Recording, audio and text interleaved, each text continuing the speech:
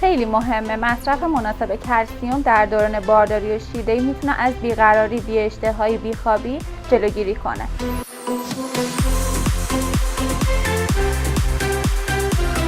خیلی مهمه. کمبود کلسیم بدن مادر بعد از دوران بارداری و شیردهی میتونه باعث اسپاسم و گرفتگی عضلات به خصوص در ناحیه کمر و پاها هم بشه. بدون شک مهمه.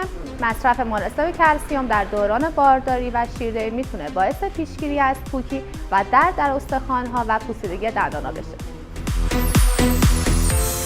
نسلی سالم با لیدی نیل.